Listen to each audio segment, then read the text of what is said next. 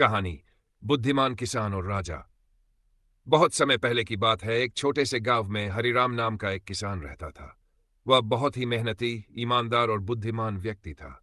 उसके पास बहुत ज्यादा जमीन या पैसा नहीं था, लेकिन वह अपनी मेहनत से जो भी कमाता उसी में संतोषपूर्वक जीवन बिताता था।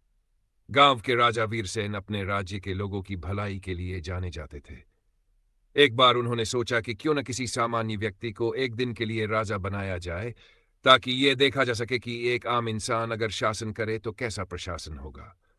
उन्होंने राज्य भर में ऐलान करवाया, जो व्यक्ति सबसे बुद्धिमान और ईमानदार होगा उसे एक दिन के लिए राजा बनाया जाएगा।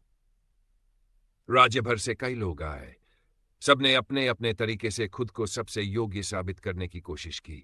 पर जब हरिराम की बारी आई तो उसने बस एक ही बात कही, राजा बनना मेरे लिए गौरव की बात होगी, लेकिन मैं केवल तभी यह पद स्वीकार करूंगा जब मैं उसी ईमानदारी से काम कर पाऊं जैसा मैं किसान रहते करता हूं।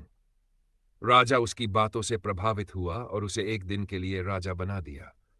हरिराम ने जैसे ही सत्ता संभाली, सबसे पहले राज्य के खजाने की जांच करवाई, गरीबों के लिए मुफ्त अनाज योजना लागू की और सभी भ्रष्ट कर्मचारियों को निलंबित कर दिया।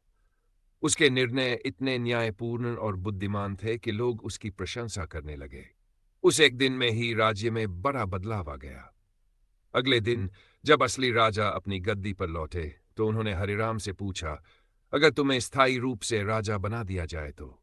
हरिराम ने मुस्कुराकर कहा, राजा बनना मेरे लिए सम्मान की बात है, लेकिन मेरा असली सुख मेरे खेत, मेरी मेहनत और मेरे ईमान में है। मैं वही रहूंगा जो मैं हूं, एक किसान।